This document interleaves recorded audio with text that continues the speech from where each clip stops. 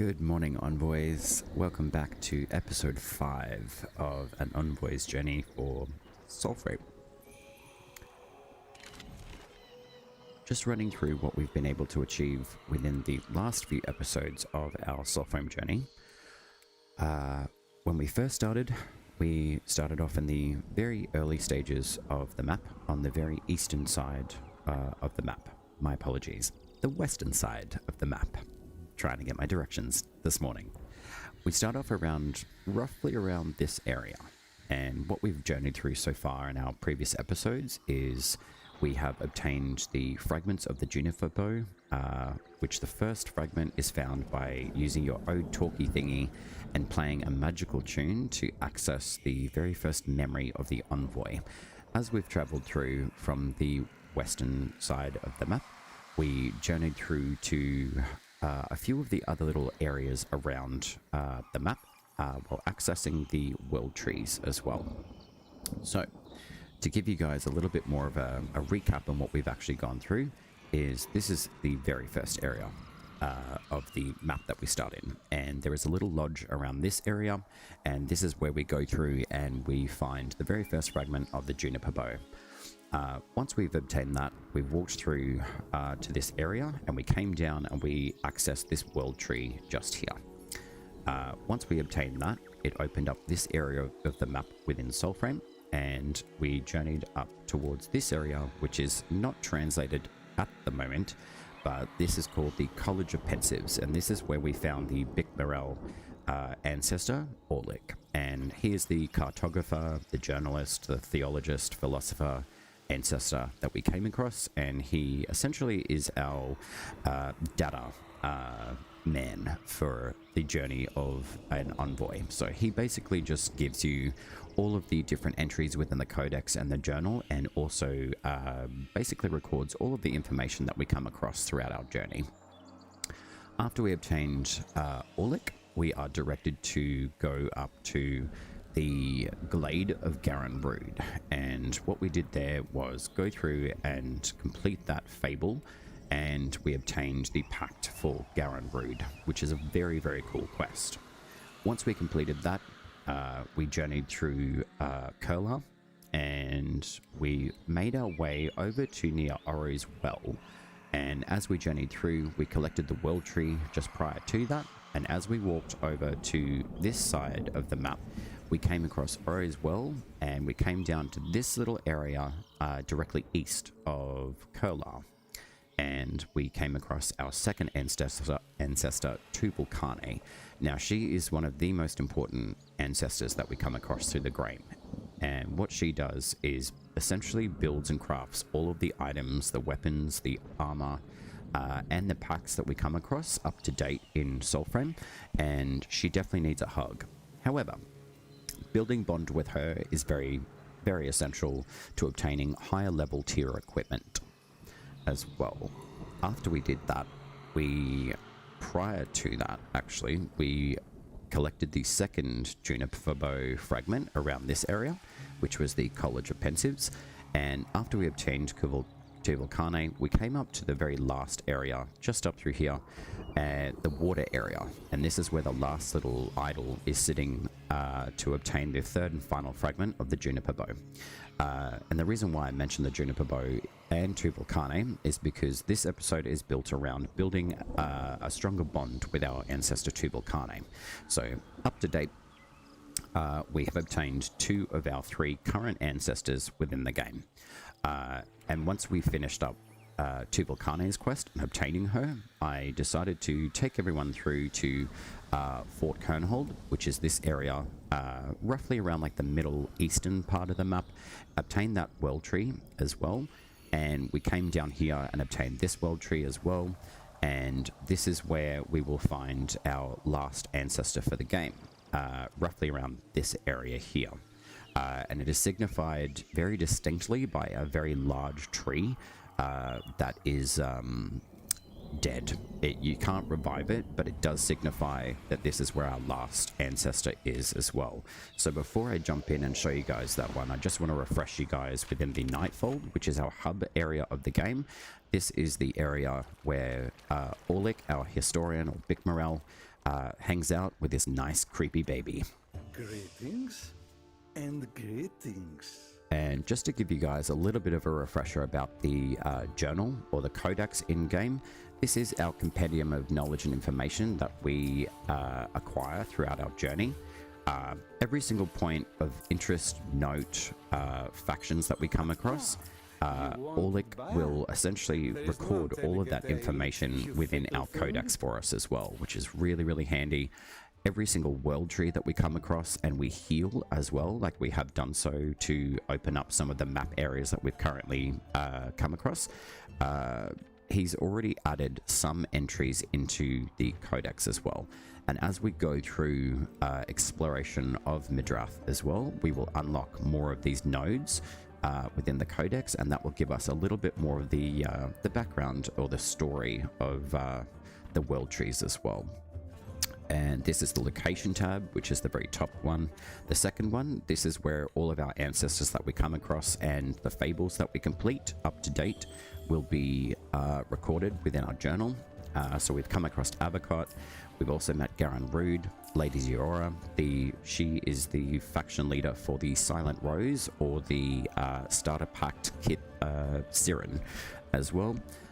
We've got Orlick the Bikmarel, who we're currently speaking with, and Steel Singer Tuvalkane as well.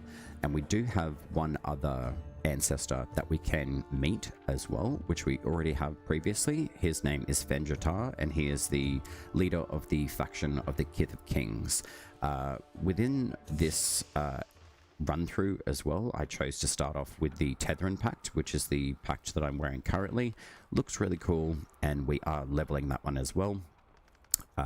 And we are currently part of the faction of the Kith of Kings as well.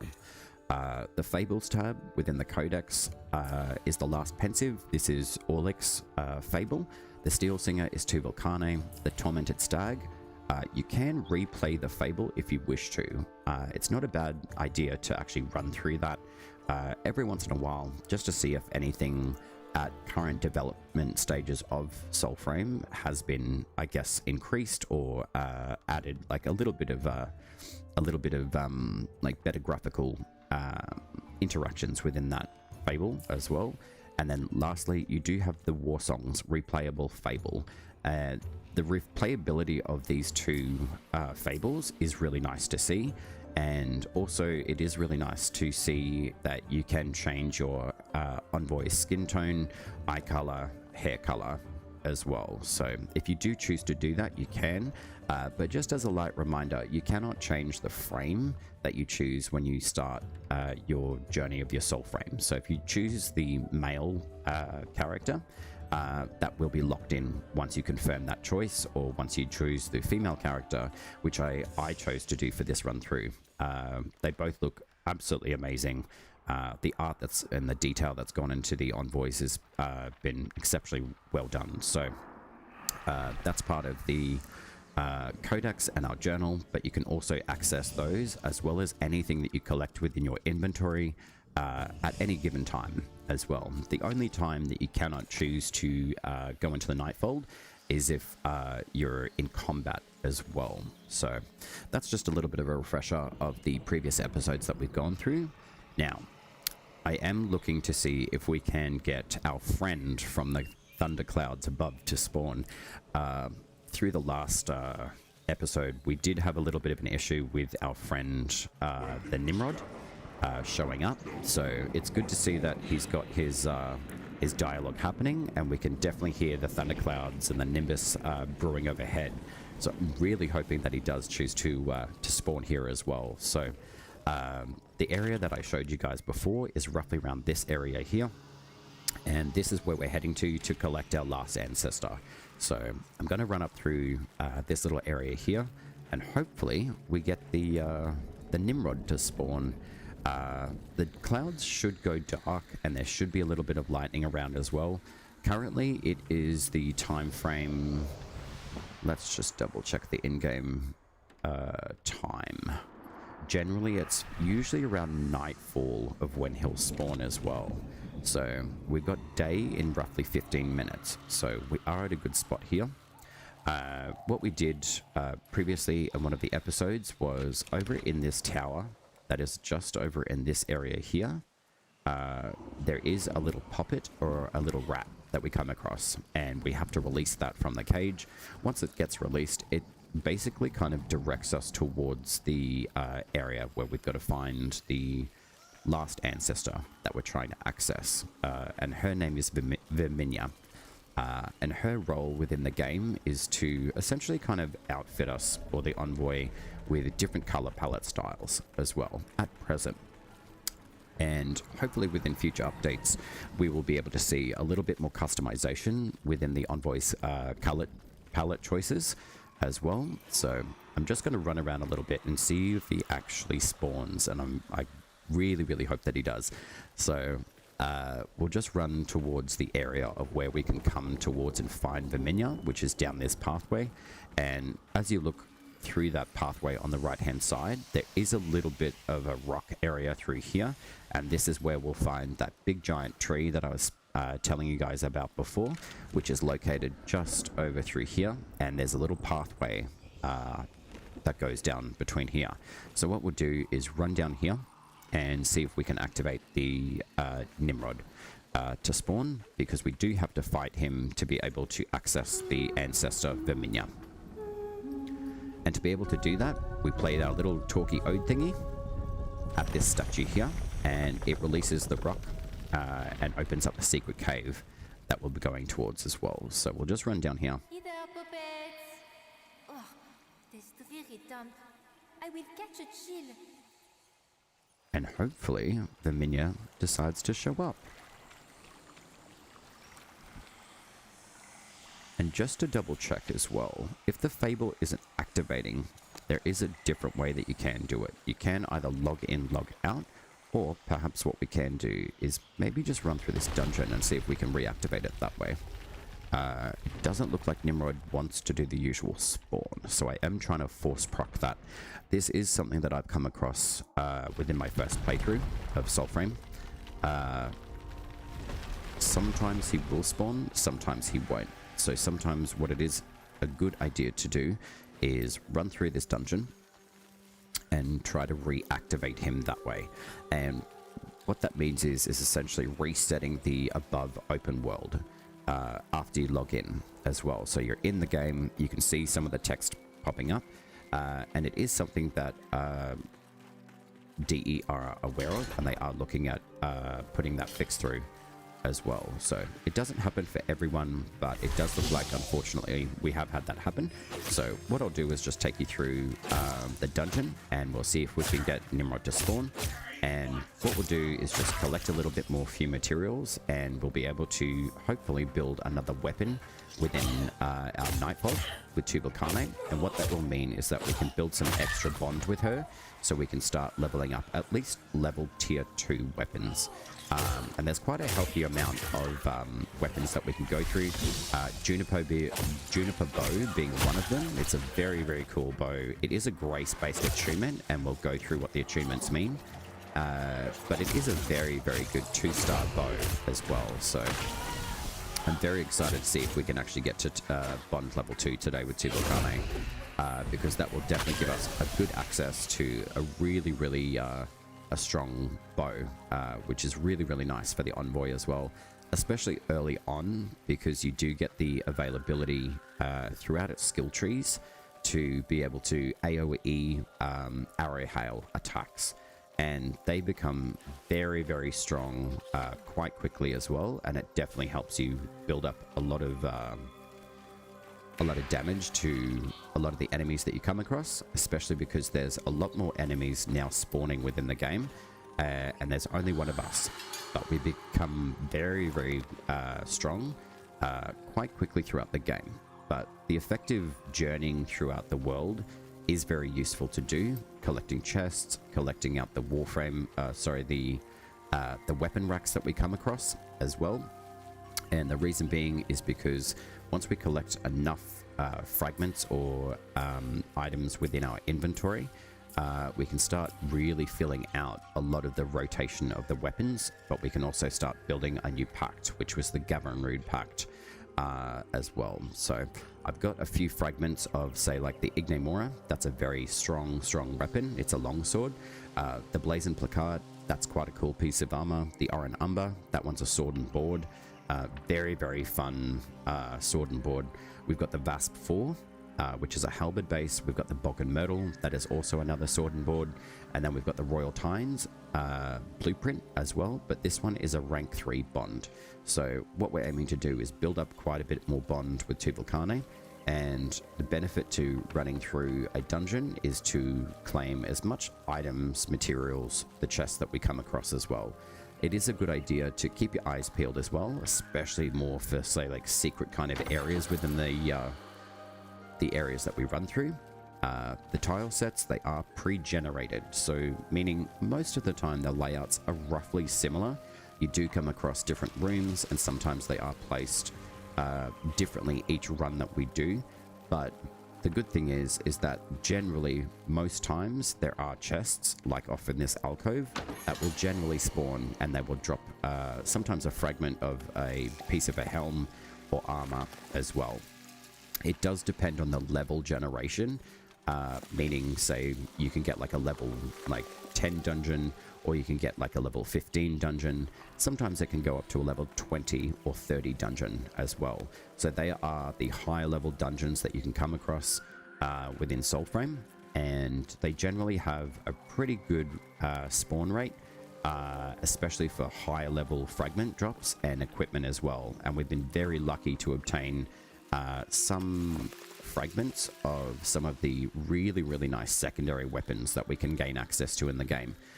One of them being the Precles secondary, and that is a flyblade, and that definitely gives us a really fun piece of weaponry to play around with, and we are looking at building that one as soon as we've got the right amount of materials as well.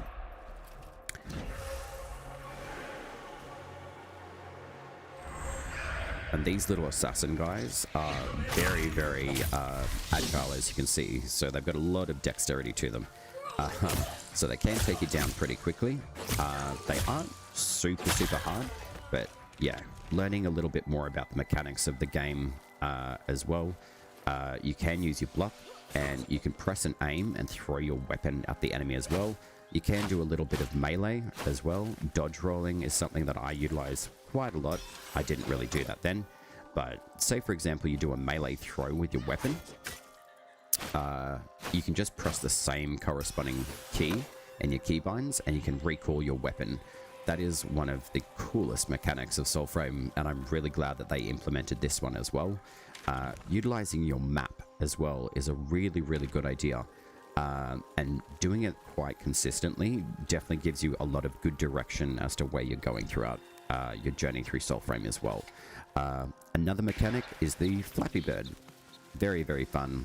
His pathing sometimes can be a little bit funky, but 9 times out of 10, when you summon the Flappy Bird, you can summon him and follow the little icon that's up the very top in your map, and that will direct and guide you to where you're supposed to be going throughout your journey as well.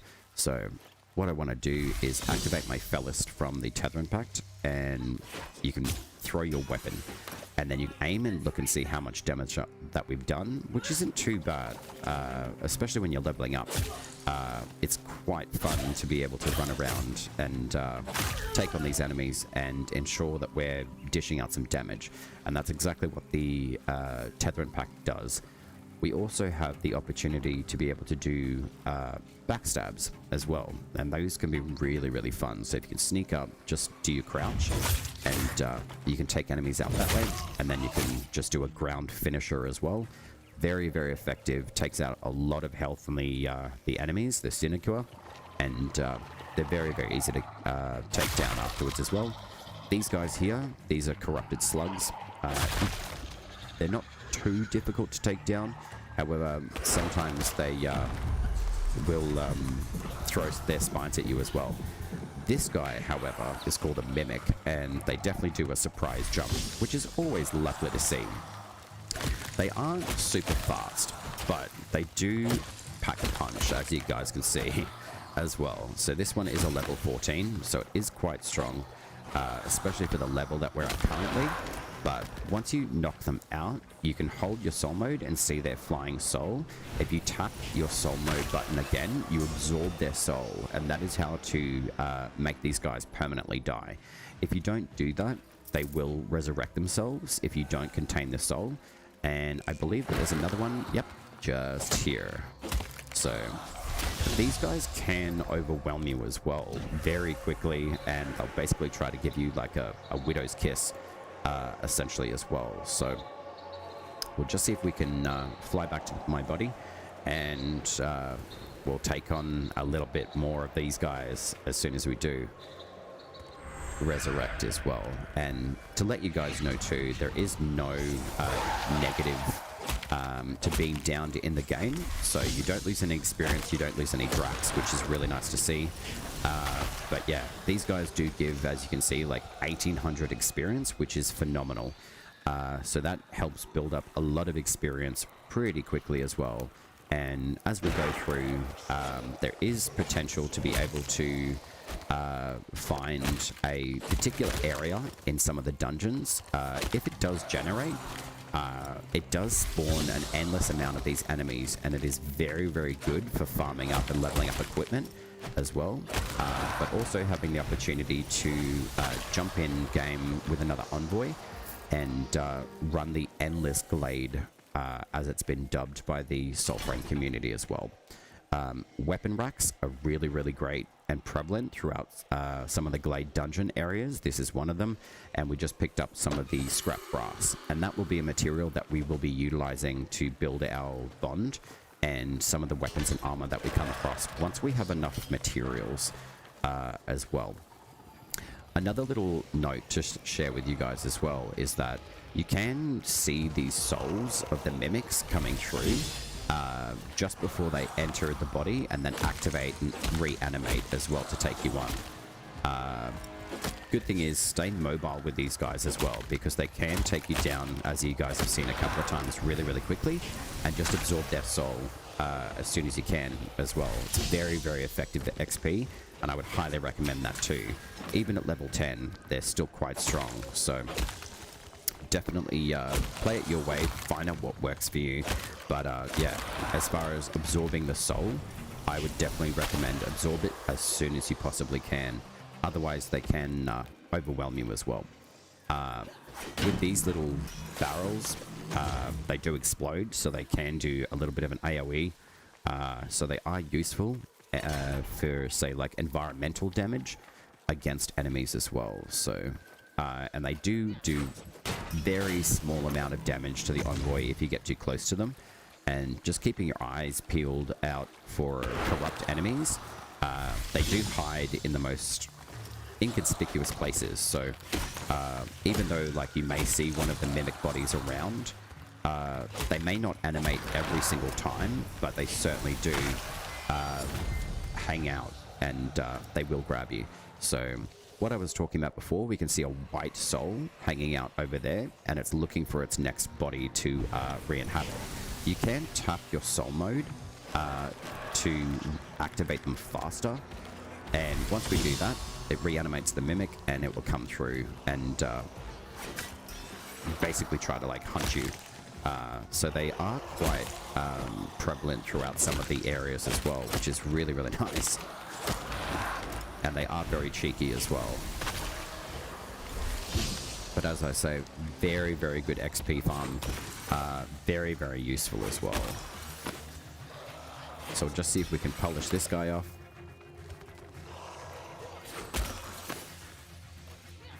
Not a bad idea to use your melee throw, and then once you recall your weapon, sometimes what it can do is when you recall your weapon is do some critical damage back at you as well. And I did not see this guy.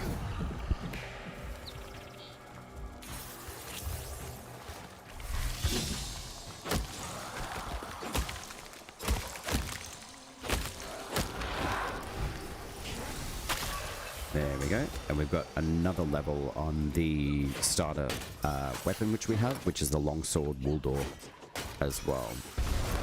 These Monas generally give you about 1000 XP, every single one that you come across, and we've got another little mimic over here as well.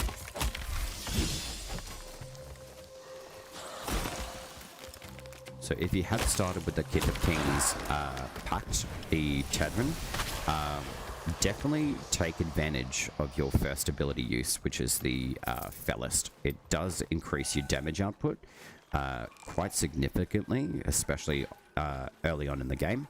And what we just did with the Mona machine just above was open up the corruption and cancel out the corruption. And what it does is adds all these vines to the entry. And once you destroy the Mona machine, those two masks, it opens this area up as well. And lovingly enough, we've got the Solace one, which is quite a good longsword starter weapon as well. So hopefully we'll be able to build that one up, and hopefully we've got the right amount of materials for that as well. So we'll just continue through the dungeon. We'll take out a lot of the mimics. We've got quite a lot of XP, which is really, really good. We can handle these guys relatively well. So you shouldn't have too many issues, especially if you've been able to level up at least to level 10. We'd say like your Envoy and your Pact as well. Whichever one that you start with, whether it's Siren, Tedran, or the Zelda as well. So we'll just get our bearings here, and we'll just use Flappy Bird, and do keep your eye out for the little baggies that the mimic enemies drop. They do tend to drop quite a good amount of materials as well, as you can see. So that's just showing us that we've collected quite a lot of stuff. So we've got the sapling, we've got the moronite, gossamer quartz, river pearls, scrap steel, and scrap brass as well. So it does look like that we're building up quite a good little inventory build of materials at the same time too. So what we'll do is see if we can be a little bit cheeky and use the AoE damage to take out at least some of these enemies as well. And the good thing is too is that the Sinecure don't like the mimics, the mockeries, my pardon. If you can disengage, you can actually utilize them to fight each other, which is quite useful, especially against the heavier units of the Sinecure as well. So there's a little bit of a nice extra cheesy mechanic. If you don't want to go up against an enemy too quickly by yourself, you can basically force the enemies to take each other on and neutralize them basically as well. So pretty confident, yeah, that mockery is about to get taken out, and then we can just deal with the heavy unit as well. And these guys do definitely pack a punch as well. So they are pretty strong, especially with their charge attack as well. Once they finish that, you can shift around a little bit and take them on. So he's almost dead as well, which is quite good. So we'll just dodge his heavy attack there, and we'll take him out. Or he'll take us out instead.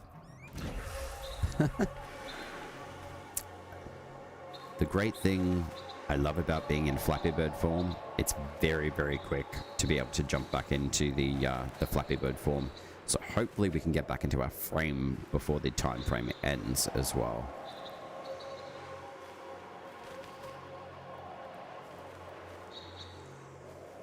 And hopefully I'm going the right way.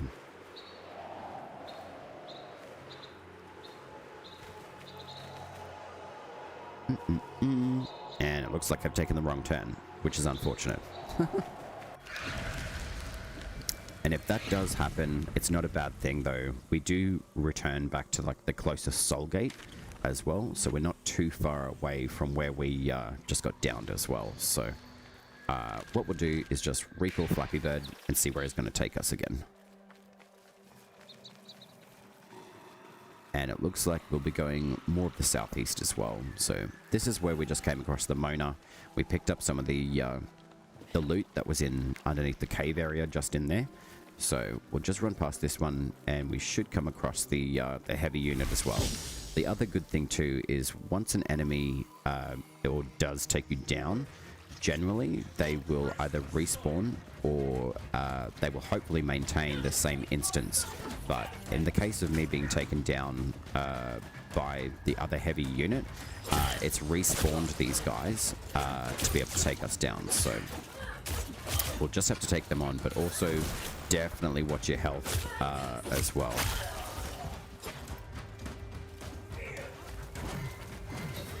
especially the heavier unit with the mace as well. She can definitely dish out a lot of damage very quickly.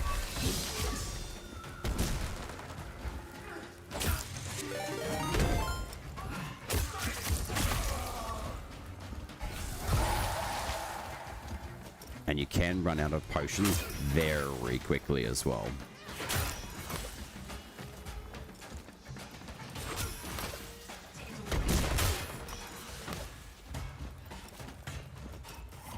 So minding your step, jumping around, keeping your movement light on your feet is definitely helpful.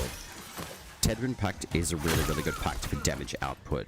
However, the Oselda Pact as another choice starter pact is very good because it does have a really good healing ability called the Elder Bloom, and you can basically cast your 2 and it drops the Elder Bloom flower and it heals you very quickly. So I'm just going to bypass that last corrupt slug, and then we'll finish off this dungeon, and then we'll jump back into the Nightfall, and then we'll see if we can force proc the next or last Ancestor that we're looking to acquire, which is Verminia, the Witch. And then going through that particular dungeon area of where we found Verminia, that will bring us back to this area here. It's not a bad thing to run that dungeon because we do have another world tree that is just up in this area. You can kind of see it through the cloud formation. So what we'll do is grab that world tree and we'll get a little bit more access to the world map, which is really good because that is also another weapon that we can acquire in the game, and that one is called the Tuvalkane, which is a halberd based weapon, and that one is also the weapon choice of the Nimrod, which we're trying to force spawn in this episode as well. So this is the world tree over here, and we'll just come up here and we'll recall the Tuvalkane out of this one to remove the corruption, and we will heal the world tree and gain access to the next part of the world map.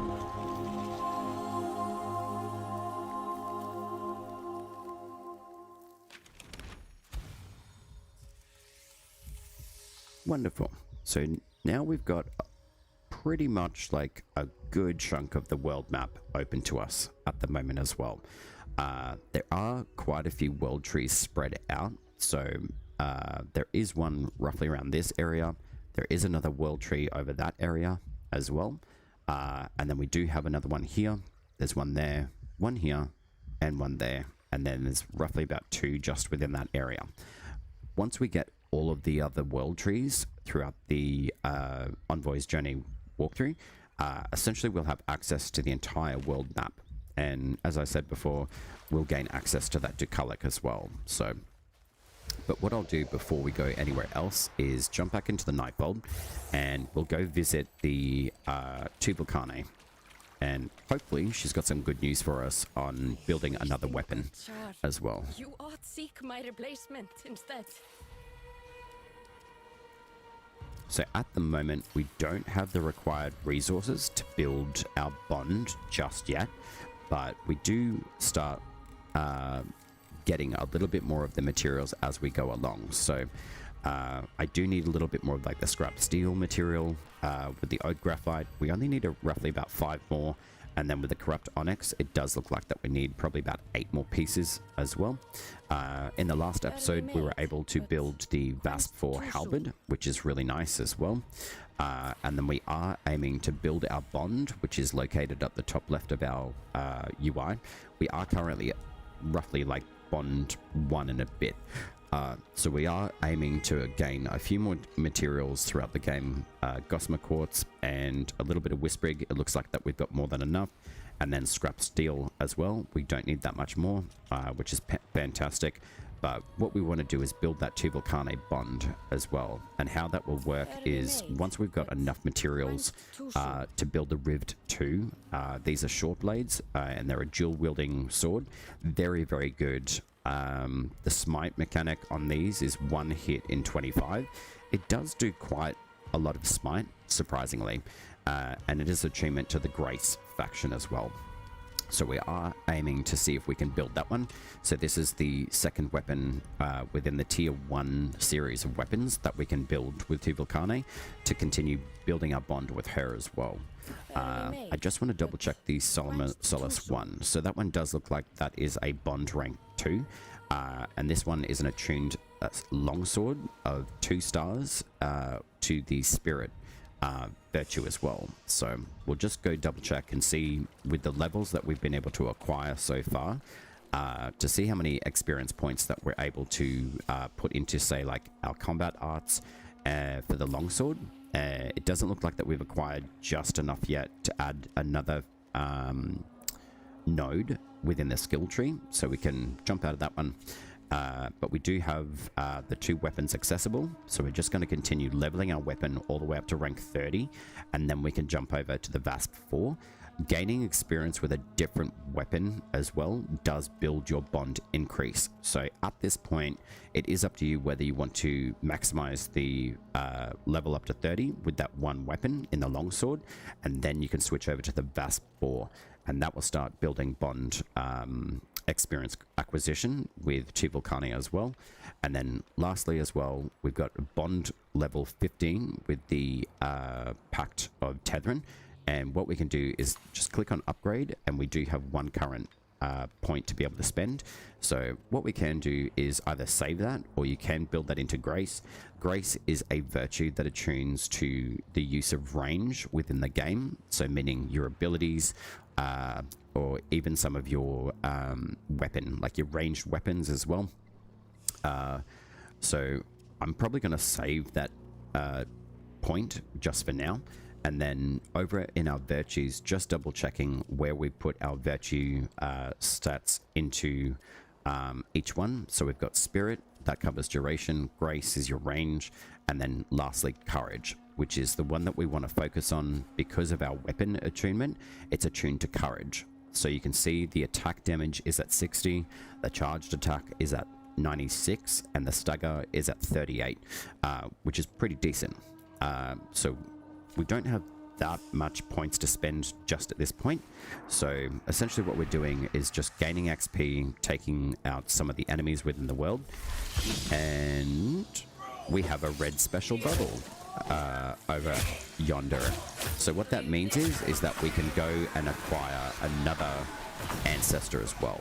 So in that stead of Verminia and Nimrod not spawning, we can go ahead and start another Ancestor quest, and that is a very different Ancestor from any of the other ones that we've met at current within the game as well. So we'll just take these guys down. The mages here are quite a good enemy to take down first, because they definitely dish out quite a lot of voltaic damage as well.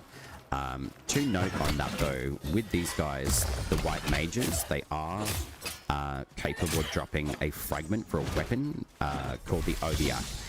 And what the Odiak are a voltaic casting, lightning throwing pair of gauntlets, and they are very, very strong, especially against these guys because they're shielding quite a lot. The voltaic damage takes them down very, very nicely and very quickly, and there's a lot of bosses within the Soulframe game so far that really do not like voltaic damage.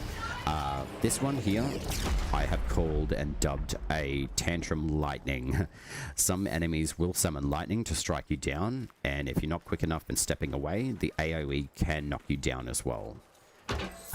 So the area that we've been able to acquire is this world tree up here, and this one here as well. So what we'll do is check out this red balloon just over here, and basically what this means is saying, hey, there's a note here. What is it talking about? So it's talking about another Ancestor that we can come across, and her name is Arangol. Set your voltaic chains and wait. She will break, and her loathsome call will draw the rest to snare.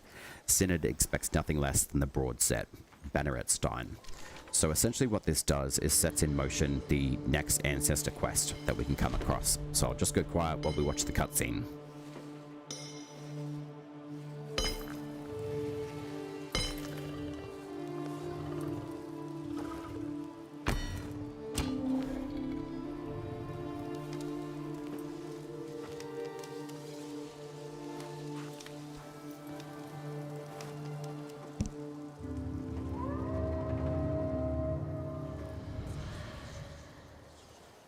Okie dokie. So let's go find our next ancestor. So this is called the She-Wolf Snared, a vision ordained fine she-wolf enchained. So what we can do and what that means is when you open up your world map, you'll see this cream kind of circular area. This is roughly around the area where we're heading to, and we want to find our next ancestor, Arangol. She's a she-wolf. She's got a very amazing pact. It's very, very good. It helps to boost not just your damage, but any ally in party as well. And the good feature around that is that if you choose to become in a squad within other envoys, it does boost their damage output as well. So traveling down from when we first found that note with the she-wolf, it's roughly a little bit more like southwest, and you can see over yonder that there's a another orange balloon, and what those mean is signifies that there's a quest or special character that we can find as well. So this is exactly where we want to be, and you can hear our lovely she-wolf is bound in chains here by these nasty sinecure, and they're roughly a level 13, so they hopefully shouldn't be too much of a hassle for us as well. So if you can get the strike up on them real quick, very, very good. Take these guys out, and then we'll have a chat with Arangol.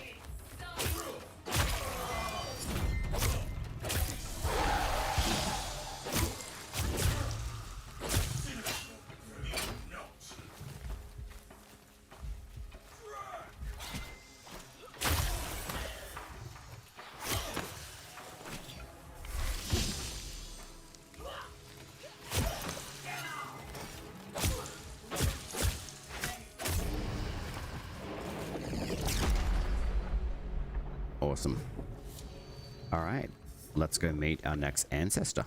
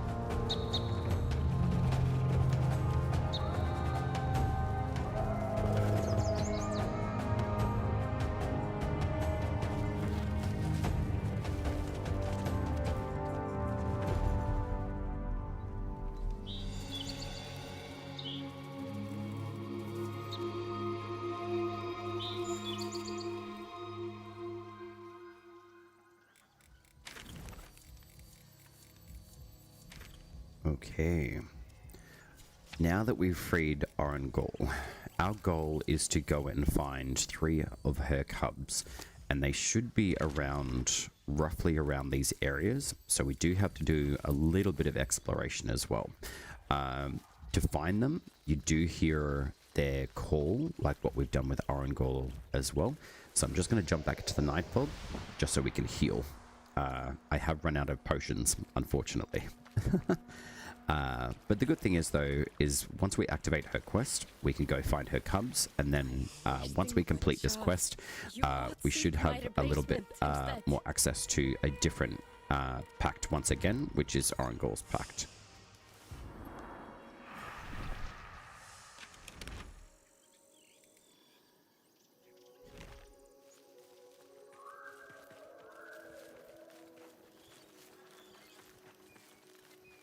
And with this run through as well, it does take a little bit of time to be able to find the cubs that come across or get generated into the game.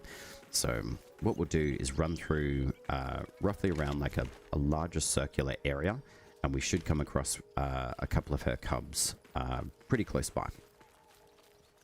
So basically what we have to do is just kind of keep an ear out and an eye out. Sometimes they are signified by the orange balloons that we came across as well. And the first one that we found was just over here as well. So we'll come back over the hill and just in this area next to that world tree that we just picked up.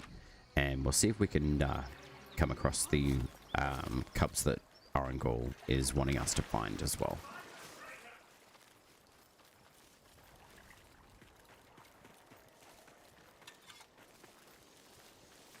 So there's our red balloon. And we'll just come down this pathway and there should be a cage roughly around this area of where one of the baby cubs is at.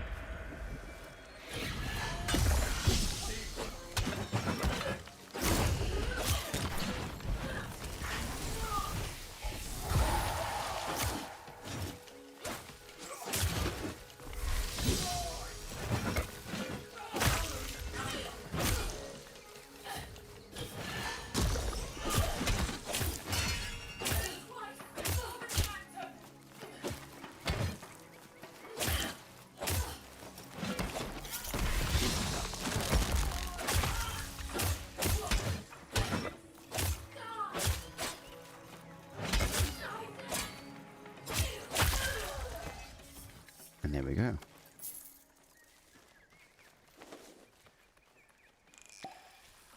And then just to double check and see if the fable has activated, you can jump into your journal as well. Now, what I might do, because it hasn't seemed to have generated the fable, I may head down towards where we were trying to activate another ancestor as well. And see if it does actually spawn the Nimrod. So at least we can get the Minya within the game. And once we've got her, we should be able to finalize the Arangol quest as well. And another little note as well, if you jump from a really high space like what we've just done, just before you hit the ground, swing your melee weapon and you should be able to save yourself from a lot of damage as well.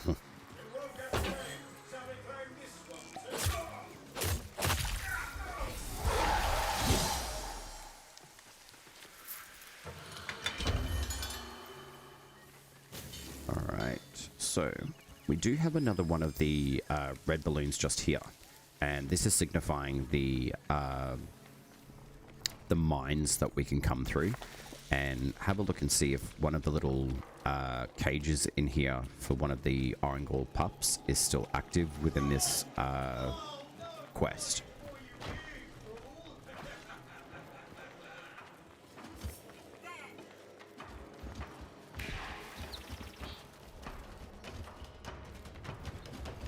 And we'll just dance around these enemies and see if we can just disengage with them to see if we can find the little wolfie that's supposed to be able to spawn in here.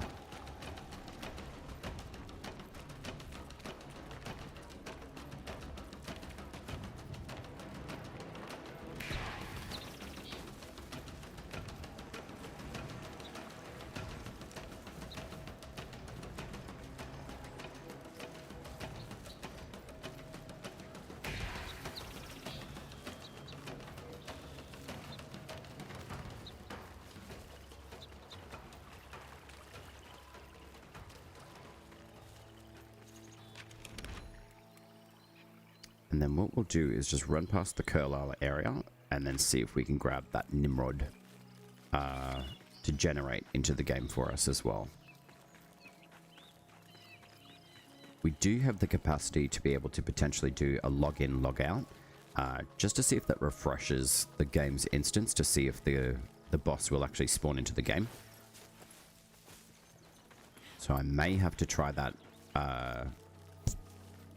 that little trick to see if we can actually make that happen. But what we'll do is still head over and see if we can generate Nimrod.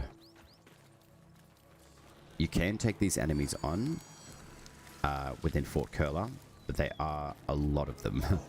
But this is a very, very good area to be able to farm out a lot of enemies as well.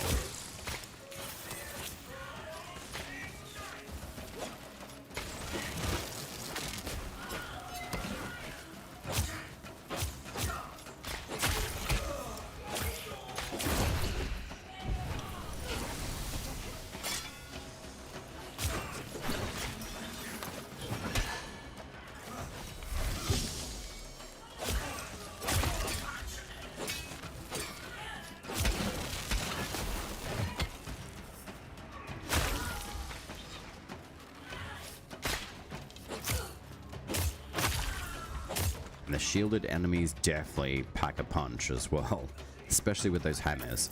Hopefully in future we do potentially get the option for a different style of shield weapon, and I'm really hoping that we do get something like a hammer or a club to really kind of increase our weapons that we're looking to grab in the game as well. As we did go through a little bit earlier in one of the early episodes of the run through as well, we are able to still acquire some of the golden motes that you do find around these areas as well.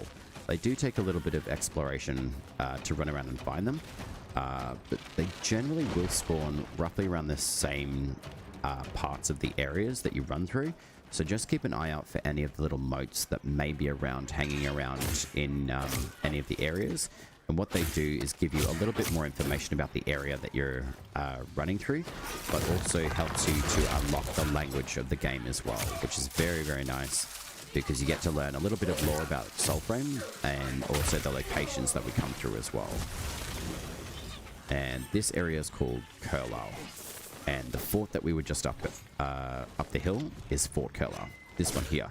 The enemies that spawn there can generate level 10, 15, sometimes 20 to 25 as well. We're just going to take these enemies down, and hopefully we'll be able to gain that little mote that's just hanging out over here. So this little golden guy, we can steal that one. Drop it. Good mode. And that has uncovered a little bit more of the language of the area that we're in as well.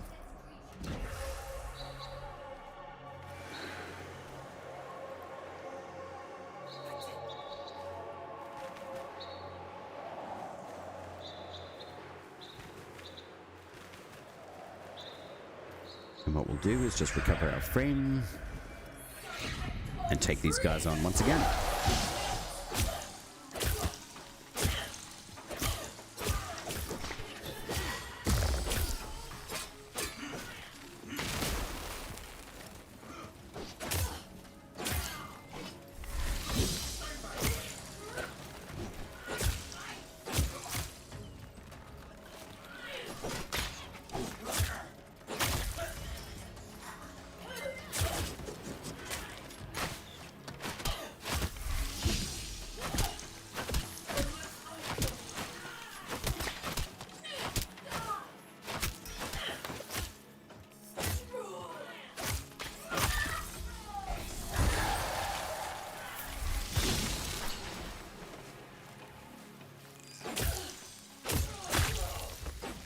And there we go.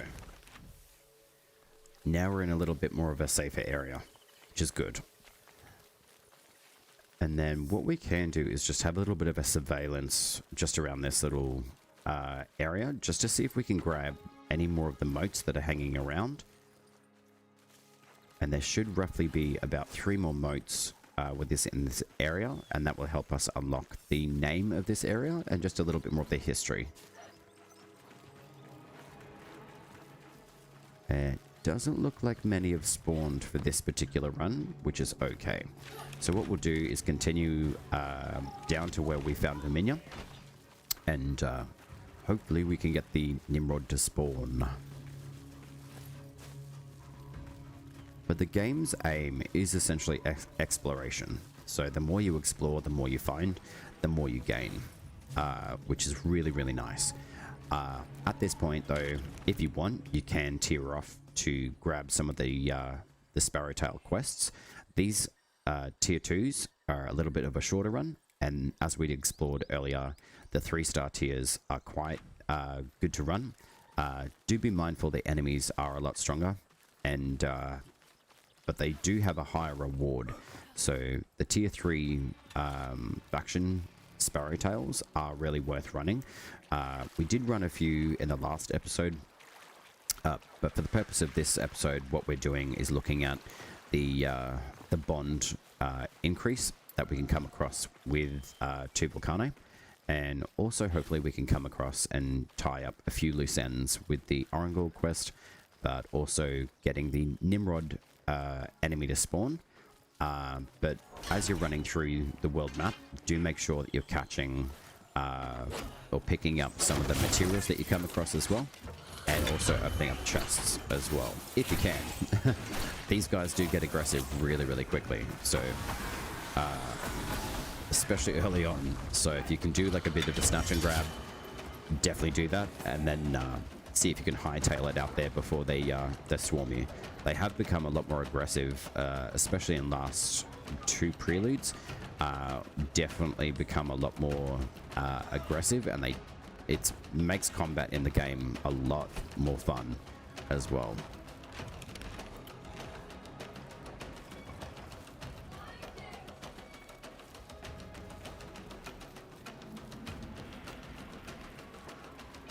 And then what I'll do is just chuck a marker down on the map as well. Once you chuck a marker down on the world map, Flappy Bird will essentially direct itself towards where you tell it to go, if you don't have an active fable within your journal as well. We did activate the Arangol quest, but it doesn't look like it's actually spawned the proper proceedings to finalize the quest, unfortunately. This area here is one of the glade entrances where this giant oak is, and you can enter it just through here as well, and that is located southeast, or directly south, as my pardon, directly from Fort Carlisle as well. It's a very, very accessible spot to be able to run over and over as well, just for fragments, materials as well that you need. But we'll just run down to Verminia's area again, and hopefully we get the Nimrod to spawn. And hopefully not die from the process.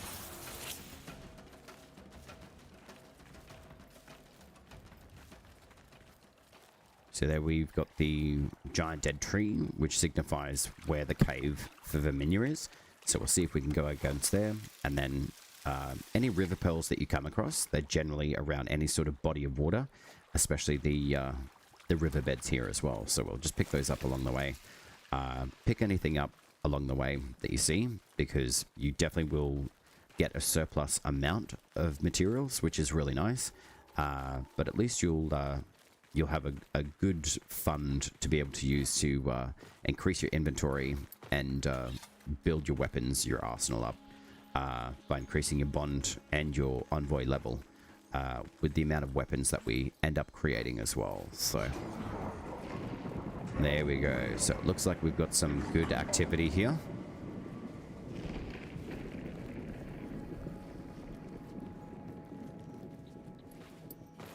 And hopefully the big bad Nimrod does actually spawn, since we've run that dungeon earlier as well.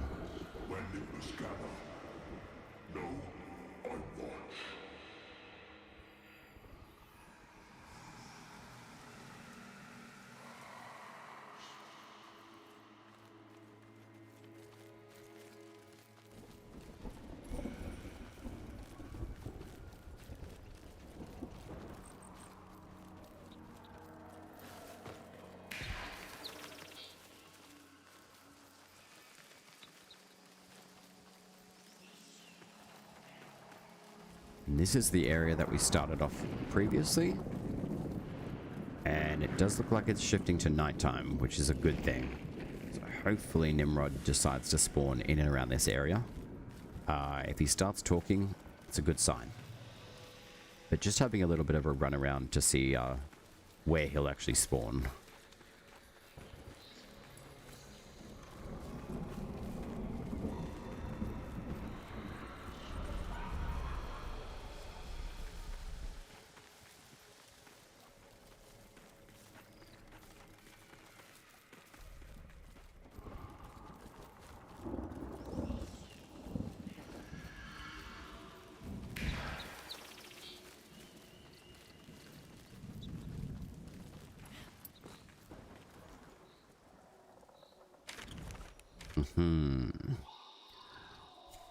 I am going to try the little login, logout trick. It's not the ideal way to find Nimrod, but it is an actual option. So we'll see if this actually force spawns him into the game.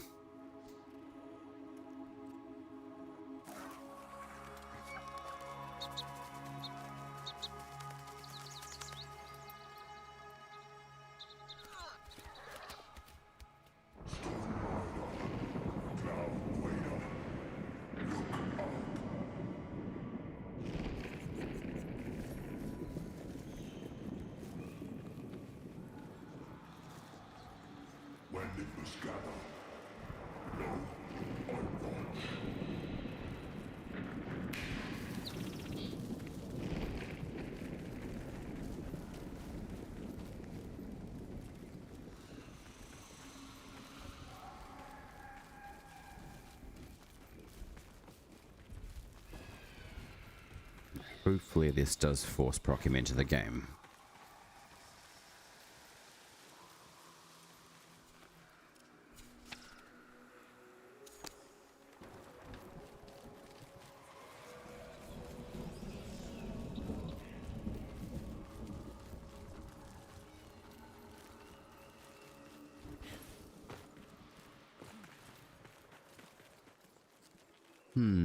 Seems quite shy still, unfortunately. Maybe what we'll do is just see if we can open up the cave for Verminia once more, pop in, and then come out one last time to see if he actually comes through.